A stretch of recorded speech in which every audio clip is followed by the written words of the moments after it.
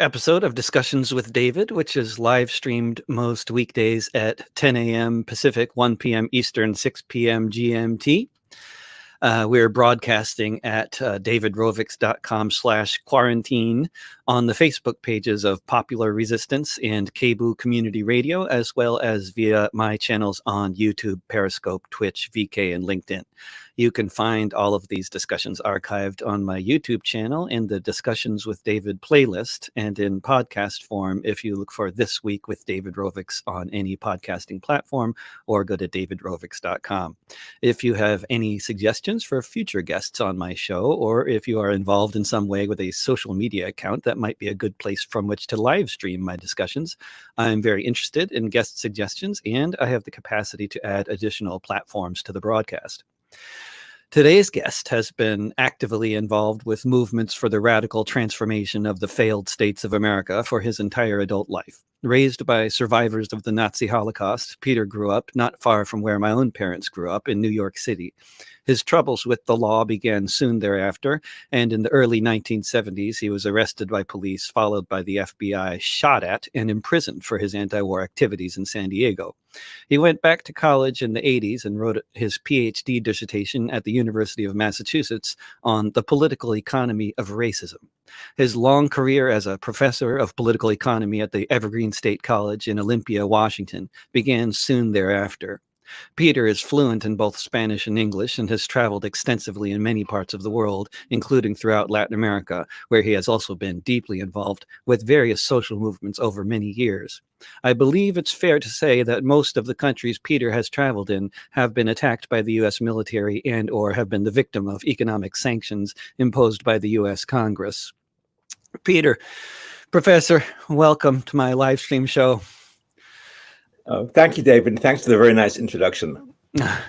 I just want to start out by asking what may normally be kind of a boring question to ask guests, but these days is, I think, particularly relevant in spite of the fact that there's a whole lot going on all over the rest of the world. I want to start with how's things been for you over the past couple months, and how have been adapting to teaching online and quarantine and everything else local. So, yeah, I feel altogether, compared to most people in the world, my life is so much easier. I have a house, I have a full-time job, which I do enjoy doing, even online. So every once in a while, when I feel a little bit sorry for myself about not being able to travel, not being able to hug people so much, I get a little down. I think, stop feeling sorry for yourself. Look what's going on in Brazil, New York, right throughout the United States, in prisons and detention centers. I've been doing some work with solidarity with prisoners over the last few years, basically through the Black Prisoners Caucus. I've been doing these like 1 or 2 day workshops, often with other people, on the political economy of the U.S., strategies for radical change, and so on. Even though increasingly I'm having problem getting in, or even my letters getting in, they've really cracked down in the present period, but I'm still corresponding either directly or indirectly with a lot of prisoners. And not surprisingly, the coronavirus is being used as a way to further discipline people. Like people in one prison I'm in contact with at Stafford Creek near Olympia and Arbor, and three people, African Americans, took off their masks because they were having trouble breathing. Actually, one did originally, thrown to the floor by the guards, maced, put in solitary. And even the 6 foot distance, which is really hard in a prison, it's being used against people to discipline them, losing privileges, for example, for the commissary, which is very important because a lot of the food people don't feel very safe eating. So I've been doing some of that. I've gone to a few demonstrations. Olympia has been somewhat of a target. Like one I went to on May Day that I also worked on. It was called a demonstration for essential and excluded workers, and it was continuing the tradition of May Day. And we had a car caravan coming from both Whatcom County and Skagit, northern Washington, and Seattle. We all met in Olympia, and we caravanned.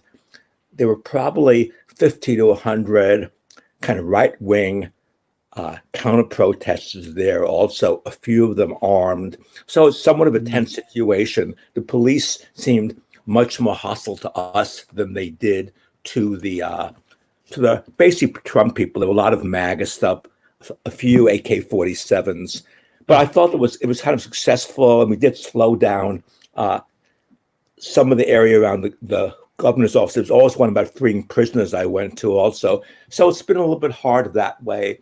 I'm teaching online through Zoom with a very good teacher, Evergreen named Savina Chowdhury, and we're teaching a class called Political Economy in the time of the coronavirus. Seems kind of appropriate at this time. We Somehow. just decided the last minute to do it.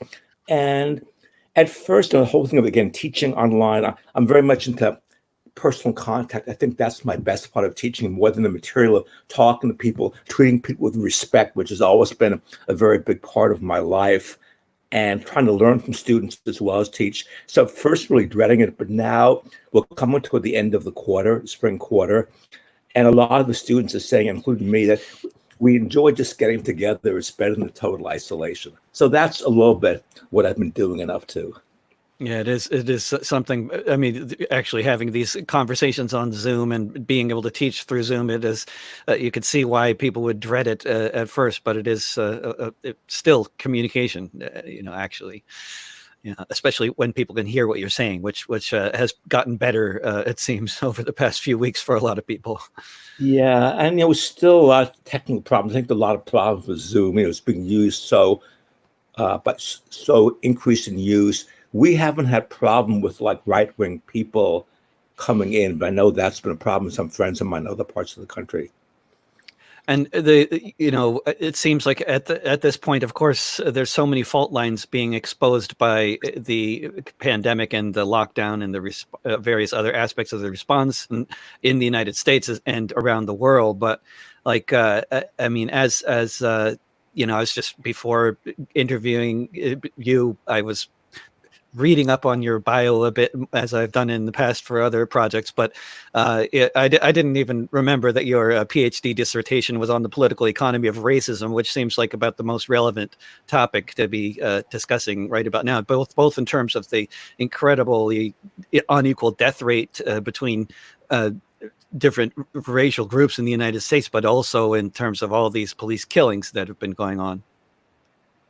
Yeah, I mean, definitely. Partly what I did the dissertation that, going back to the 60s when I started getting active, I always took it as a given that challenging racism and white supremacy was really central to any possibility of change in the United States. So not only morally correct, but also strategically right. And so that's what I did my dissertation on. It wasn't economics. And a very common view in like mainstream economics is that the market will overcome racial differences. And that just seems so different from what was going on in the United States. So what I tried to do, it took me a long time and 400 pages, because the whole academic style is arguing that it really was the social movements, particularly the Black liberation movement and basic Black freedom movement and civil rights movement, those movements that they led to really major improvements in racial equality in the 60s and 70s, mainly in terms of income and class. But with the decline of those movements, you had you didn't have increased improvement. And the way I did it, I showed that most of the gains, I went to 85, most of the gains were in the public sector, which opened up. And there was a Kerner Commission that was in the 60s, that was by Lyndon Johnson up with the governor of Illinois, that asked for hiring 1 million more African Americans in the government. And you really had an opening up, not equal, but opening up at state, local, and federal government. That's where the improvements were, much less in the private sector. And certainly, and let's get today, the three, I mean, so much going on, like even the incredible disparities in who's dying in nursing homes between Blacks and whites being the biggest difference. Yeah, but the recent killing of George Floyd in Minneapolis, it really affected me. I have 4 kids. I know you know most of them, Dave, like Josina, my daughter, who lived in Minneapolis many years, she had many mutual friends with George Floyd. She didn't know him specifically. And she was saying people who are friends and acquaintances of her for the first time in their lives have gone to some of these actions after his death. And yeah, he worked at a club that so the only Latino club basically in Minneapolis, at least when she was there. And he was a security guard there. And that was the club she almost went to. She always went to, and her partner also worked in security at that place, who died, but who she sure knew him. And just saying he's a really incredibly kind and good guy. She had a kind of a gentle giant was the way she described him. And probably more of that will come out. But yeah, that one really affected me together with the kind of lynching of Ahmaud Arbery, the killing in her own house of Breonna Taylor, and so much more that anybody, who says a kind of racism thing of the past, it's crazy. And I don't know how much I think of this. So I've also been to Brazil in terms of places I've been to that suffered a coup in 1964 because they had kind of a neutral reformist president who was not acceptable to the powers that be in the U.S. But it's, the killings by police have really increased. They were super high before. Officially, there were 1,800 killed in Rio de Janeiro last year by the police, 1,800 people. And really, I think, aided and abetted by Bolsonaro saying, he supported that. And with Trump, I mean, obviously we had so many police killings before, so I would never say he's the cause of it. But his encouragement of the police, kind of the whole police state stuff, certainly is a factor. And one of my sons was telling me, I haven't seen it, that the cop who just unbelievable, the killing of Floyd, had at a Trump rally, had worn a hat saying, "Make America White Again." This cop did. That's very open. He's openly. I mean, they're not usually quite so open about their white supremacy or fascist tendencies. Although, I mean, we know, one of those really fascinating things I think about the police in Greece is how they vote according to where they work, and so we know for a fact that 50% of the police in Greece are actually fascists. Right. Even though 7% of people vote for the fascists, I think in the year that was taken. But it is a profession that tends to attract fascists, isn't it? Yeah, definitely. And Peter, one of the things I think that's especially interesting and horrifying and fascinating, and every other on the whole spectrum of emotional or whatever other kind of responses, is the stark differences between how the pandemic has affected the U.S. and the response to the U.S. To the pandemic here in the U.S. compared to many other countries where things have gone much better, including countries that have been dealing with U.S. sanctions for decades, like Cuba. And I don't know if you've been hearing much in terms of how things are going in Venezuela or in, I think, Vietnam, another example. But I wonder if you got any thoughts on that. Yeah, so with regards to Cuba and Vietnam, Cuba having a few contacts, plus reading the statistics every day. I'm kind of a numbers person, and I look at the numbers every day, and really low amount of cases. And having one policy, and I do believe that particularly with regards to health, in Cuba, especially to Vietnam to a lesser extent, that the government has legitimacy, certainly in terms of healthcare. So people are listening to what's being said, and it does seem really, positive. In Cuba, I've been to Cuba 4 times. I lived there once with my kids, and I taught at University of Havana, the largest school in Cuba. And Cuba, to me, certainly is not this, model of socialism that I believe in. But in terms of basic things like dignity of people, which seems pretty important, that's really encouraged by the government, encouraging Cuban culture, but also very internationalist at the same time. And the health system, to me, is really impressive. I remember the time I lived in Cuba, sometimes that can be a klutz. And the very first day I try to turn on a gas stove, and I had to heat the house, and I kept trying to turn it on. Finally exploded. I lost all my eyelashes. I couldn't Oh, see. So I went to a clinic, and then they, I don't know, gave me some drops and stuff. I got better in a few days, and I said, "Oh, can I give you a little bit of money?" And they said, "Don't insult us." mm. And just to, every few blocks there were these clinics, and it's still very, very impressive. Cuba's a pretty poor country, but it really has a healthcare system with infant mortality lower than the United States, which is pretty amazing, right? Yeah. And a And longevity. Yeah. exact life expectancy about 79 years, I believe, very, very similar to the U.S. And so that isn't surprising. Cuba, Vietnam, I've taken classes to Cuba. I've also taken classes to Venezuela because I'm always looking for alternatives to U.S. capitalism and capitalism in general. Yeah. So I took classes for 2 months and I stayed longer in 2009 and 12 to Venezuela. And I had so much hope for it. Again, that even though Chavez had a lot of power, it seemed he also really was pushing for people developing power at the base level, what are called communal councils and communes. And you had a really developing health system. It was somewhat dependent on Cubans, right? They had these clinics, and it was mainly Cuban doctors because basically the poor neighborhoods, Venezuelan doctors weren't interested. But they were also teaching Venezuelans to be doctors, and there were really improvements in healthcare. And there's still a lot of Cuban doctors there, but there's been a lot of decline in Venezuela since.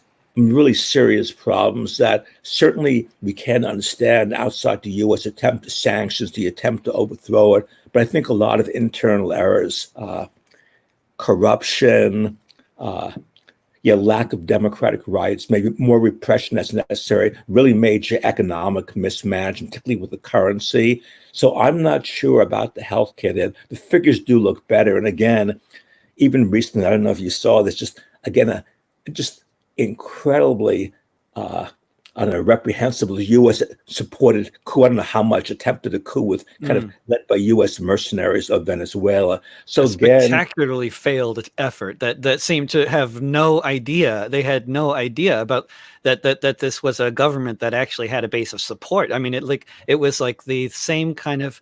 What was so surprising about it was the repetitiveness of these kinds of historical events. How like it was so reminiscent of the Bay of Pigs, except not as well organized, but right. just as much of a spectacular fail, or much more of a spectacular failure. Really. Yeah, I think with the Bay of Pigs, there really was so much U.S. support, organization of the coup, huge amount of resources for it. It really was a U.S. coup. The thing with Cuba, with using Cuban basically mercenaries, people who had been part of the Batista government, the dictatorship before. In Venezuela, it seems the U.S. clearly knew about it. They clearly didn't try to stop it or do anything about it. I'm not sure how much aid there was. It was so bungled. And not that I don't think the CIA is all that competent, but it's hard to believe that the U.S. wasn't involved in a really major way in it. But I think the training was both in Colombia and the U.S. So certainly there was a U.S. role in it. Yeah. Which is unconscionable. Unconscionable. But I just also wonder about like the state of mind of so many of the people in the U.S. administration currently who, I mean, just seem to be so completely out of touch with actual reality in so many ways. I mean, not that that's unusual or new, but the level of sort of living in a fantasy world with the Trump administration seems to be at a whole different kind of scale. Would you say? Yeah, I agree with that. I mean, we look at some of these U.S. presidents, and I mean, some of the Democrats are bad enough, but we consider, like, I guess thinking over the last 50 years, Nixon, Reagan, who, again, the kind of crimes he committed in Central America, we can talk about that if you want. Both Bushes, George H.W. Bush gets a pass, but he was a total killer and, Mm. as head of the CIA, I think very involved in a lot of the Iran-Contra stuff, so much other stuff too. The George bombing Bush. of Iraq, the invasion, yeah, of course, the invasion of Totally. Panama, and yeah. Right. Exactly. Yeah, because I sometimes get upset when people, think he's really not so bad. Maybe he's better than his son, but then, his son, George Bush, kind of out of touch with reality too. You remember the whole 9/11 stuff, right? Right. Although But in then comparison, he was like a team player who listened to his advisors, which seems like, I mean, even though his advisors were a bunch of Goldman Sachs and Pentagon people, it was still sort of a team of evil people rather than whatever is going on now, which doesn't seem like so much of a team as much as like a megalomaniac with a bunch of yes men, which, yeah, it's kind of a different level of I activity. agree with you. And sometimes I think, is it just presentism? But I really feel the same way that you said, that it really is on a whole different level. Maybe not on the policies, but I am very worried about this growth of fascism, authoritarianism here. I often feel people on the left have cried wolf. I remember once when Mm, Nixon was president, I bet some friends of mine, I said, fascism is here. And there were, I suffered a lot under Nixon. We can get into it if you want. But yes. I remember betting a friend of mine who he had left he had been in the military and he left, and there were a lot of people supported him. It was a very common thing in the 60s and 70s where he took sanctuary and people supported him until the military police came. He got out, was really active, but then said fascism is here with Nixon. I remember betting him $25, which is like $100 today, that he could distribute leaflets in 5 years. And he said, you definitely wouldn't be able to. So even though Nixon was the whole Watergate stuff, so much attacks on the COINTELPRO, which you mentioned briefly, but I do feel now that kind of support for Trump by a significant part of the population, nowhere near majority, and that's really important to remember, no matter what he does, is really, really worrisome. And then when you add to that, we talked about the unreality a little with Venezuela. The thing Guaido, the guy, the U.S. puppet, that he could just easily take over. And fortunately, they've been wrong. But the pandemic, to me, the coronavirus, really brings it home of just what he says is the truth, and what Fox News says, that's the truth. And it is really, really worrisome. Because the numbers actually are kind of exposing the reality, isn't it true? I mean, the collapse of healthcare sectors and what's going on in Manaus and Brazil, like with the total collapse of the healthcare system. I mean, it's evident that you can deny reality, but then there's this pandemic and it's spreading exponentially when it's not being controlled, and that's kind of impossible to just deny with a fantasy. Definitely. Saying it's like a cold or flu, the light flu doesn't make it so, which Bolsonaro, Trump's twin, has been saying a lot.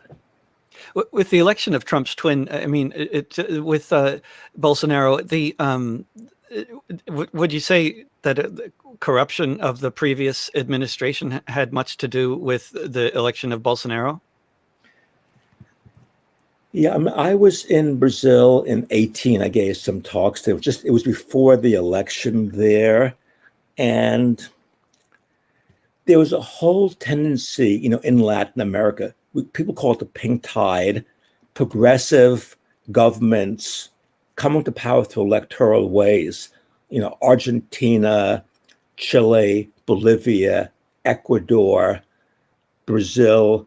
I would include Venezuela in that, but Venezuela being the most socialist oriented of those two, very, very dependent on rising prices of commodity prices. And Brazil had this boom, and Lula, who I had a lot of hope for, who had been a very impressive labor leader, and the Workers' Party that he played a major role in starting was very much connected to the social movements.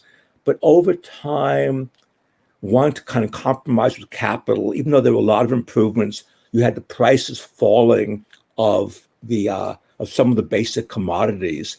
And then after his terms, Dilma Rousseff was the next president, ex-guerrilla fighter against the military dictatorship there.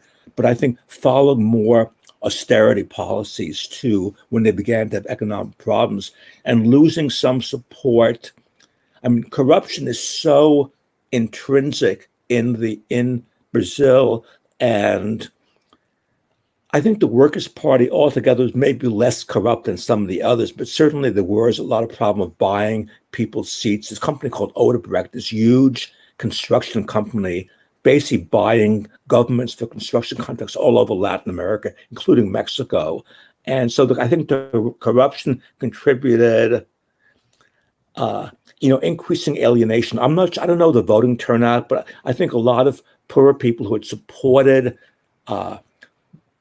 the Workers' Party so much, they still voted overwhelmingly for, I forget the mayor of Sao Paulo who ran against Lula. Lula was imprisoned, at the time, I think on false charges. So I think weariness, thinking, again, Bolsonaro campaigning as a real alternative. And racism is very, very big in Brazil also. It calls itself a racial democracy, but it seems there's a lot of commonality in the United States, with even a larger Black African population there too. His support has decreased some. And again, the agribusiness was really important in his victory. There's a growing evangelical movement, and the leaders of it very much supported Bolsonaro, kind of like with Trump here, that, they don't care about his personal life in either case, but, voting for somebody because the anti-abortion, anti-LGBT is really major. The whole view that had some appeal, not just evangelicals, of indigenous people having special rights, kind of like the reverse racism here. All those are factors. His support Bolsonaro has declined some, but it is really troubling. I think he still has some real support too. And there is that authoritarianism that does exist in most countries in the world, and Brazil is one of them. It seems like, ever since the rise of Trump in particular, it's like, as you say, of course, when there's basically, from my own personal experience, whenever there's a Republican in power, there are elements of the left who are saying, "Oh, we're going to have fascism any minute now."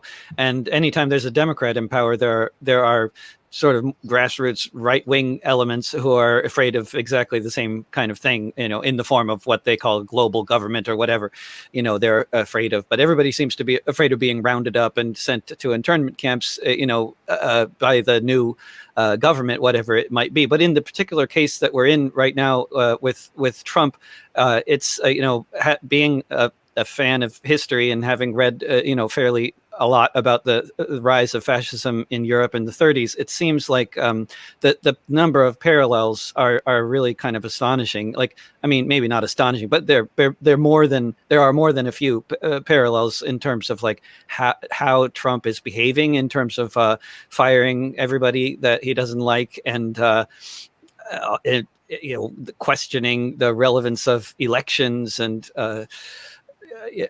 just all these acting heads of departments that aren't vetted by Congress, as weak as a thing as that phenomenon is, and especially the decades of austerity budgets led by Democratic administrations in this country that have so deeply impoverished so many people, which also reminds me of the sort of inability of social democrats in Germany to really rule in the kind of way that might have avoided with all the obstacles that they had from corporations, from the military, and all this. Of course, not to blame social democrats for everything that happened by any means, but if they had been able to do a better job of running the country, potentially they could have avoided the rise of fascism. And it seems to me, if housing hadn't doubled in cost under the 8 years of Obama's administration, not to say that Obama was entirely responsible for that by any means, but that's kind of what happened, and that's what a lot of people think of during his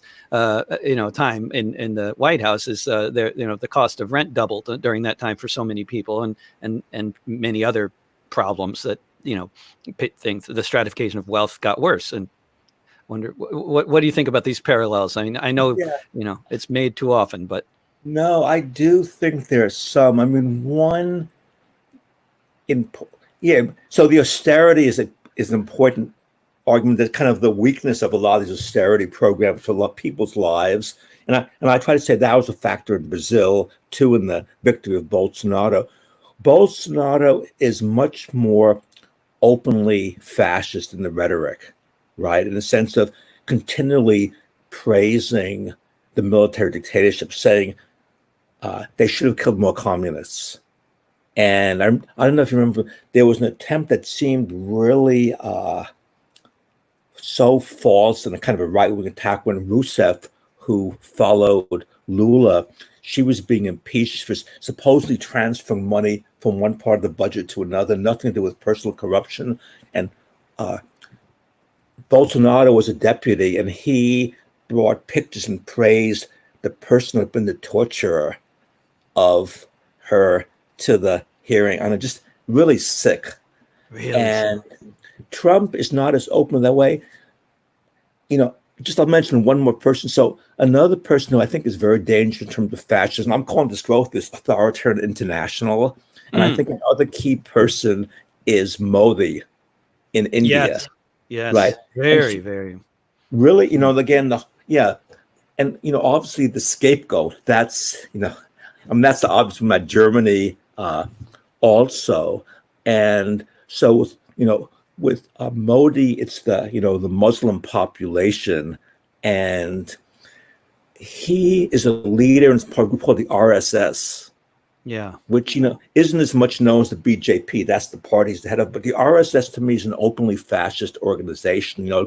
It worshipped Mussolini in the 30s, and it's really into this Aryan, but they mean basically Hindu nationalism, and they have a large military force and a very organized group. And Bolsonaro, it's sort of the military wing of the Hindu Nationalist Party, is it, or the precursor of it, or so? Wasn't it banned at some point? I think it's both the precursor. They claim to be totally separate, even though Modi's part of both. I'm not sure if he says he's still a member. He certainly has been a leader of it before, and from friends of mine, they're saying he's still very much part of it. Right. So I'd say what you said is right in reality, not in they would say no. So in the United States, even though these paramilitary groups, even these demonstrations, like I mentioned, there was one when we had our May Day protest here, they're relatively small. So I don't see the kind of organization like the Nazis had in Germany. I mean, my fear is sometimes that it could really grow. And again, we talk about Trump being a continuum, but also different, that his support somewhat ties to this really, let's say, the armed fascist right, I think is different even from, let's say, Bush or Reagan or Nixon. I mean, Nixon was a lot of tied to the kind of right-wing Cubans. I guess that would be, the fascist Cubans. There were various groups in the United States at the time. And definitely, the Watergate people came out of that, and the CIA was always connected to those groups.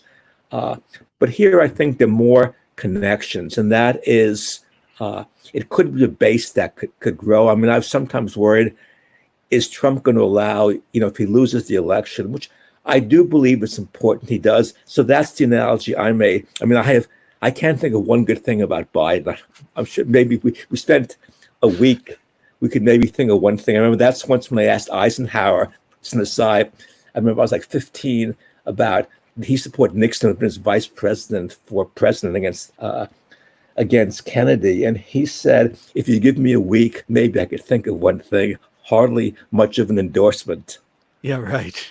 That's and great. So I know. So I guess with Biden too, but I do think this growth of authoritarianism, you mentioned the fascist parts, the attacks on the media, the kind of really major attempt to totally redo the judiciary is really, really worrisome, even though we're hardly fans of the mainstream media. Yeah, that's the same at the same time, right? It's like sometimes he says stuff that's that just is so accurate, which is one of the disarming kind of things about people like him, is that he's not pretending.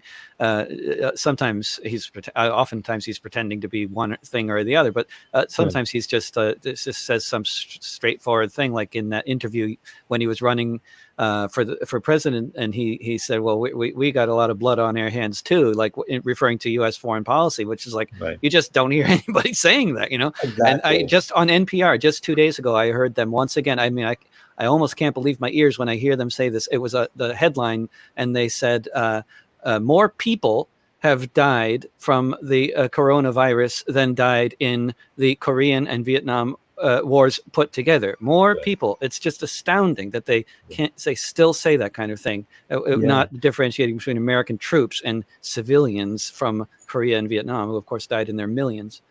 So no, it was kind of emotional for me in the class moving toward the end of the quarter, and it's the political economy at the time of the coronavirus. So we're moving to talk about social movements, alternatives to capitalism, which has been a very big part of my life, trying to find places, think of them theoretically, and so on. Because I think it's really important to criticize what's going on, but that's important analysis of capitalism, particularly the global capitalist system we live in. Like we were talking about connections to how the coronavirus, its impact on who and why in our healthcare system.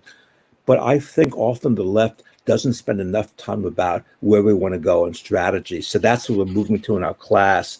And so on Tuesday, I did kind of the Vietnam War, the anti-war movement I was very involved in, both the war, people knew very little about, even though these are all, it's evergreen, probably because Savita and I teach in the class, probably the most conservative students in the class are big Sanders supporters. So it's not, it's kind of, a very kind of really nice group of people. But people knew almost nothing about the Vietnam War, right? Because, let's say the oldest students in this class, it's a young class, maybe early mid-30s. So think, but just showing the war, and I showed a movie. I think maybe when David, David was a great student in my class many years ago. I think it was 1993, if I remember. I'm not sure. That's right. And you showed Hearts and Minds. Oh, exactly. So it's a fantastic movie. And it just, I've seen it probably 20 times, and even talking about, the movie, we had people watch the movie outside of class, and we had a 2-hour class about both the anti-war movement, lessons from it, but also about the war itself. And one book I looked at, it's called Kill Anything That Moves. Kill Anything That Moves. And the estimates are at least 2 million people were killed in Vietnam. And that doesn't include Indochina, Laos, and Cambodia. And I remember in the movie, Daniel Ellsberg said, because a very common view was the United States was on the wrong side. It should have supported the NLF, Ho Chi Minh, the North Vietnamese. He said, that's wrong. He said, we were the wrong side. Not just we were on the wrong side, we were the wrong side.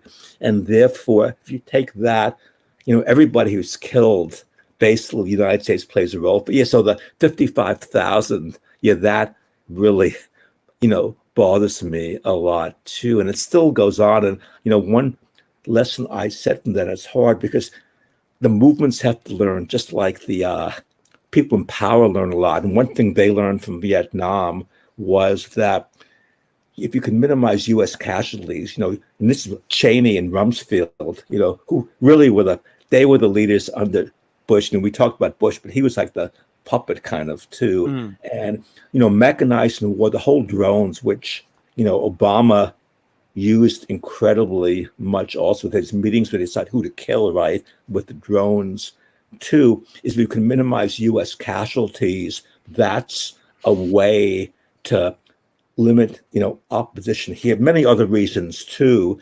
And so, one point, again, the anti-Vietnam War movement, at least one big part of it was always focusing on bring the troops home. Of course, then they can use more bombing, which they did, the Vietnamization, or just talking about 10,000 deaths, 20,000 deaths. It seems that we have a responsibility that all human lives have the same value of dignity. That's really what's motivated me a lot, I think, my whole life since I got particularly conscious. And so having to focus on all lives and not just dying by bombs, poverty that could prevent it is also violence. So really focus on a kind of a global perspective. And that, of course, leads to not talking about, more death from the coronavirus than from Vietnam and Korea. Yeah.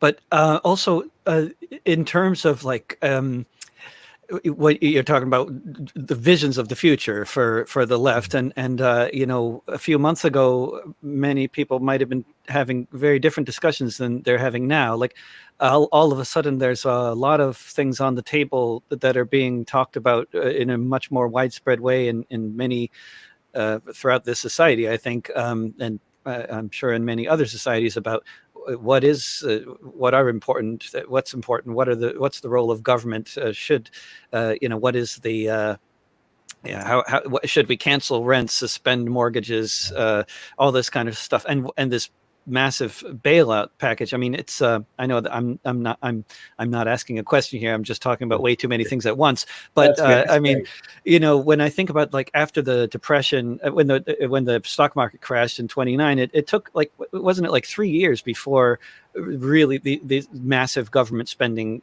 kicked in, and the kinds of reforms that Roosevelt is known for that were not enacted immediately by any means, right? And what has happened recently with this bailout, which has to some extent included bailing out regular people, it's been really quite something. And I wonder, what did you expect that this kind of thing could even be done by the U.S. government, that there was enough sort of leadership capacity in the Congress to even do something like this? Or just what do you think of this? Okay, well, let me say first, I know you've been very supportive of these rent strikes also, probably for both personal and political reasons, that you've been right about the whole rent strike stuff. Yeah. And I just want to mention in Olympia, she's got a lot of target, a woman named Renata Rollins, who's a city council person, and really different from most city council people. Most of the city council in Olympia, maybe like Portland, they're very liberal about issues that don't deal with issues of class and poverty. As long as it's about social issues, then Which I've just to interrupt for a moment, going around postering about the rent strike, it's very interesting to note which posters get taken down and which don't, and where, because as it happens in this city, you can post anything around social issues and nobody cares, or maybe they like it. But if you post anything having to do with not paying the rent, anywhere near a major apartment complex, watch how fast those posters come down. Definitely. And I always argue Olympia, very similar to city council, it really represents the homeowners, which is important, but that's a little bit less than half the population of Olympia. Right. But anyway, Renata, she's both supportive of the rent strikes and personally said she's not paying rent and wrote a manifesto on that. It might be a personal interview. Yeah. Yes. For example, the Olympian last Sunday, the whole editorial was that if she cared about people not paying the rent, because she said she had enough money to pay. She's not a wealthy person at all. She works for a radio station in Olympia, but that she would use her money to help people. That's how she could help. But I know with me, there've been so many letters to the editor, or like the opinions, saying Peter's a hypocrite. He works at Evergreen and he always is talking about homeless solidarity. Well, why doesn't he take more people into his house? As if that's the solution. As if you could solve the homeless problem in your 2-bedroom house or whatever. Right. Come on. So anyway, but that's the same for Renata, who lives in, give him the money. But anyway, I do think something significant is happening. And you're right with we've done some classes comparing the Depression and response to the current situation too. There's a really good presentation by some students yesterday about that. And both the movements and the government response took a few years. Mm-hmm. Right. So for example, mixed, but the minimum wage, the legitimation of unions, the Wagner Act, all of those were like mid to late 30s. After, there's been a lot of movements too. And usually in economics, a very common view is when unemployment gets worse, then movements decline because people are more afraid of losing their job even more. And maybe that happens for a while, but it seems after a while, people do resist. They feel there's no alternative to doing it. And some of the issues that are being raised now are really important. Let me just mention a few in terms of thinking about alternatives. Mm. So I've, for a long time, supported the idea of a universal basic income. Not a universal basic income like a neoliberal version, the kind of way that some of the kind of Silicon Valley people have proposed, or Andrew Yang, who ran for president, of basically replacing social programs. I see a universal basic income that would be in addition to healthcare for all, childcare, free education, housing, more public housing, affordable housing.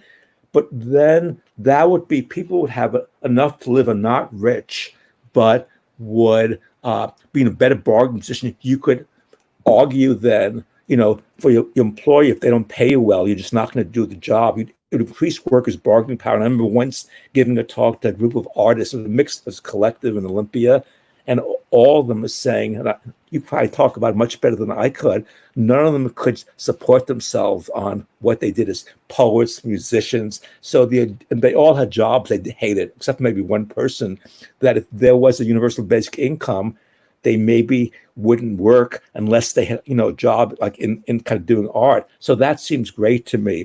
Mm-hmm. And this idea is resonating because of the coronavirus, seeing that people do need to live. And the $1,200 it's nothing. I shouldn't say nothing. I mean, it's something, but if it goes over a few months, it's basically doesn't really help. If it were every month, it would be something. And when I made some calculations on a universal basic income, I had something like, $1,200. This was a while ago, so maybe $1,500 now. $1,200 a month for adults, and then maybe $600 for people under 18. And 18 up, you get $1,200, and it would be a sizable chunk of money. But for example, one of the things that's shown that you can actually run government deficits, and it doesn't cause necessarily inflation, doesn't cause interest rates to go up. In economics, there's a whole view called modern monetary theory that's kind of connected to.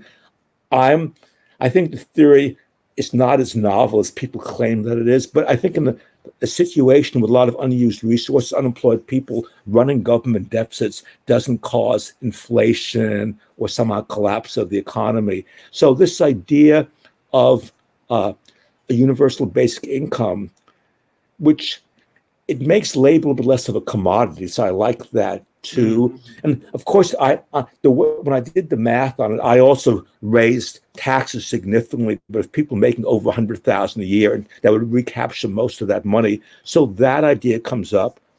Also, to me, I really like, in terms of strategy, the idea of decommodifying, that basic needs being met, not for who can pay for them, but just because we're human beings with needs. And the idea of healthcare for all, either something like the Sanders plan, or John Connolly is going back, of single pay, where you just had the government pay the provider. And I like, in the latest proposal, includes undocumented workers, undocumented immigrants, which seems so important. A lot of the earlier bills didn't do that.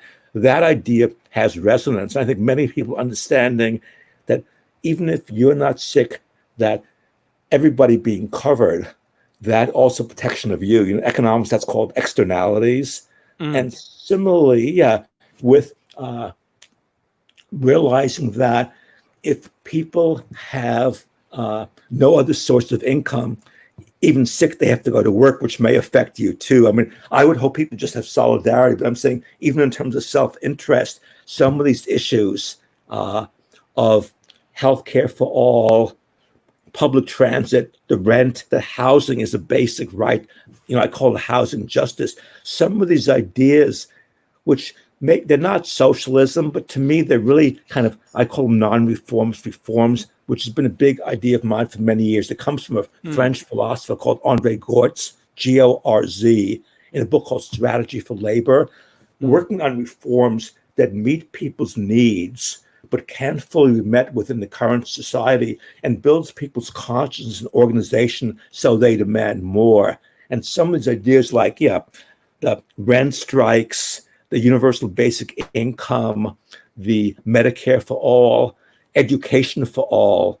Also, like this major crisis at Evergreen and other colleges too about tuition, revenues, and so on. So some of these ideas now are, I think, resonating. We don't have the organization yet, and certainly what the Democratic Party decided to do says that they're not going to be very easy to attain. But it does seem something is going on in a exciting way. And again, maybe the 30s is an analogy there, which is probably maybe the 60s too, where ideas of socialism, anti-capitalism really resonated beyond a few people. And that is happening now. This maybe more defeatism and pessimism compared to the late 60s. But in terms of ideas of pro-socialist, anti-capitalist, I would argue it's at least as strong as it was 50 years ago. And when ideas are resonating, that can be in itself a powerful force, yeah? I think so. I think it's, I think both the ideas, I think the ideas are so important. We need both the organization and the ideas, but I think they both can build on each other. And so that, to me, again, it's not sufficient, but I see as really important. And connect to that, when Bernie Sanders ran in 2016, it took me a while to support him. And I remember I wouldn't do it publicly, a lot because of the international stuff, including, even though, like you mentioned, I'm the son of Holocaust survivors, my dad was imprisoned by the Nazis, that being of Jewish background, what Israel, the oppression they've done to Palestinians, has always really upset me, and feeling a responsibility, particularly to challenge it. And I thought Sanders had been pretty weak around issues of Palestine. But I did advise both the county and Evergreen organizing around the Sanders campaign. But then we used to have caucus in Washington. Remember the caucus, I did speak for him. And to me, the Sanders campaign has been really significant. Again, I wouldn't call him a radical or a socialist, even though he used the word socialist. I would call him a social democrat in a way that I know, David, a lot of countries you've been to, like Scandinavian, where there are a lot of public services, progressive taxes, but still basically a capitalist system. But really much better than here. I mean, really much measurably, qualitatively, so much better. In terms of the life for the average person, whether it's sustainable or not. Yeah, I think it is. And so I think what you said is really important. And, I'm around a lot of, very left and many younger people. I love anarchists. Yeah, me too. That's why I always have to tell them, capitalism sucks, but it's not all the same, and you need to know that there's a difference between here and Denmark. Totally. A toast. Yeah. So we're so much on the same page that way. I think both are important to remember. It's not enough. There's still a lot of alienation of workers. Environmentally, always swimming upstream. There's always a danger of capital flight, but still, it's so different for people's lives. But so that, I think, was important to support Sanders, but also the growth of, the thing you mentioned about consciousness, the ideas of anti-capitalism, of socialism, even though maybe it's vague exactly what it means to people. That has really grown significantly, and he deserves so much credit for it. And he's also, to me, a person of integrity. He continued on the pushing kind of really basic issues and grew around issues like immigration justice. Like I mentioned, how the latest version of the bill did include universal health care for everybody who lives in the United States. It doesn't matter whether they're documented or not. Increasingly critical of Israel. And even in 2016, when Hillary Clinton, I don't know if you remember this, tried to red bait him about his support about Nicaragua and Cuba, and he defended his position. That's when I decided to support him then. And so to me, that's really significant that's been going on. So that's not there. And I tend to be very optimistic. I like the quote from Antonio Gramsci, a really brilliant Italian revolutionary leader. He talks about pessimism of the intellect and optimism of the will, right? So I definitely have the optimism of the will.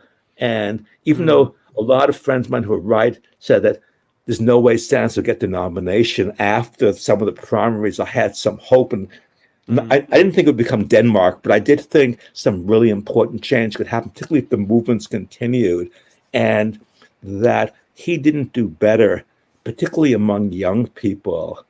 That was disappointing. And my reflection on it is that there's such still alienation and kind of people so, basically the personal lives in a period where people think there's no future ahead dominates so much of young people. So even though when you ask people, maybe they support Sanders, but the numbers who went to vote were much, much less than I thought they would be. So that, that Peter, kind of if there is, as I suspect, going to be a militant, large-scale social movement to challenge a lot of the inequities in the society, if there is such a movement that develops and is in a large scale way in reaction to so many of the current situation and so many different aspects of it,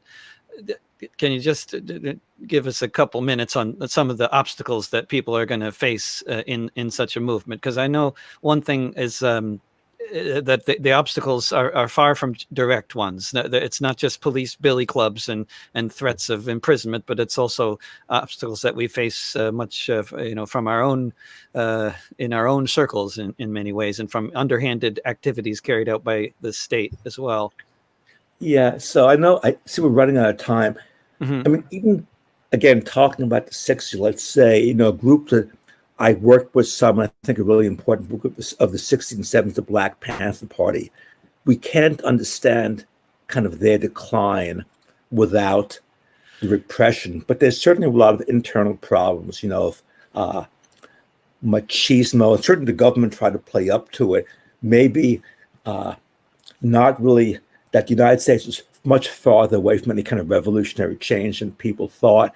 So there's not only the issue of police repression, which I think is really worrisome, and they take new forms now, right, with much more electronic surveillance. So that's real. I do think we're going to have these movements. So I guess to me, one question is, there's really been a growth of these identity-based movements, LGBT, women's movements, many others that are based on identity.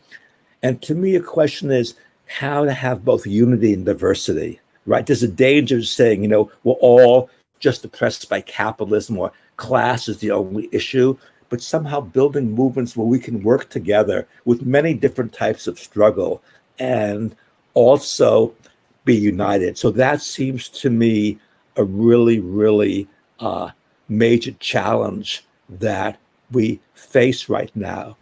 And I would say, again, to me, that anti-capitalism is maybe what can unite us. I mean, that's what I hope with a vision. And, my vision that, just in closing, is some kind of participatory socialist society where basically production is organized around need. People, communities and workers together control society, make decisions of what's produced, how it's produced. Well, work would be rotated, but people would really have a lot of leisure time, that we'd focus on social consumption. Like maybe there'd be a library for cars rather than the individual person having cars. But, if you wanted to travel, like go camping, you would have it. Another real challenge is like the global capitalist side we live under, right? Which is really even more than the 60s. We live in a society that's totally, these transnational corporations work globally.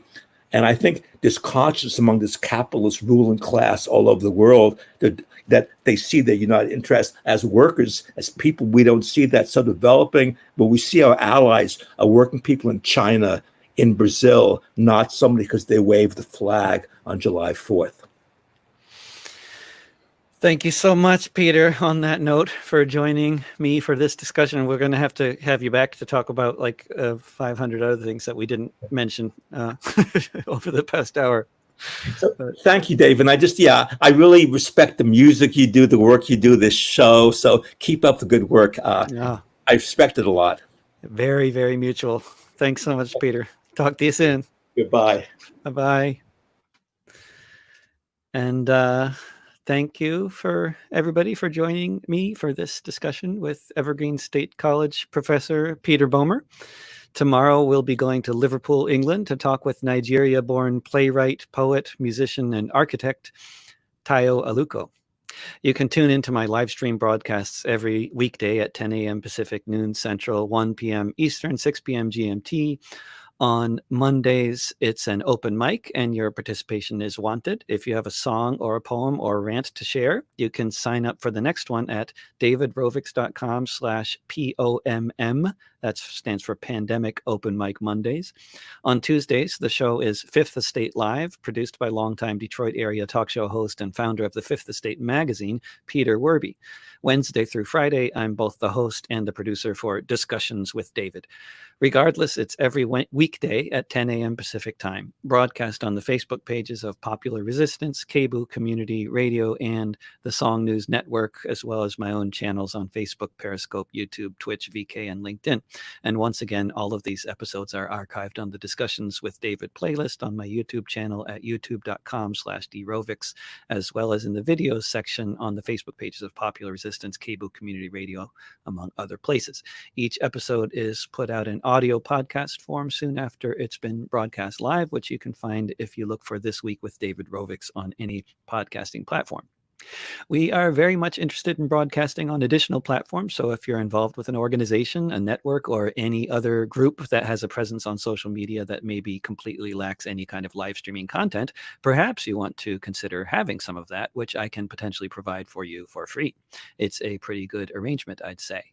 Producing and broadcasting this programming every day is not free, either in terms of money or in terms of my time. And if you want to support my live streaming, podcasting, songwriting, and recording efforts, whether there's a global pandemic on or not, but particularly at the moment when we touring musicians are not able to tour, please feel free to send a one-off donation to me at paypal.me/davidrovics or become an ongoing patron at davidrovics.com/subscribe. Or at patreon.com/davidrovics, where all of these episodes can also be found in both video and audio form, along with various exclusive content that's only available for my patrons, such as my 16-part audio memoir. Whether you're in Portland, Oregon or not, if you want to be involved in any way with the rent strike activities here or anywhere else, please check out artistsforrentcontrol.org for some of the popular education resources currently up, and then come back there in a week or so, by which time we should have more concrete ways for folks to connect in mutual aid efforts to stop the evictions before they start. Hope to see you again soon here in cyberspace and who knows where else. Mutual aid and solidarity will get us through. Don't pay the rent.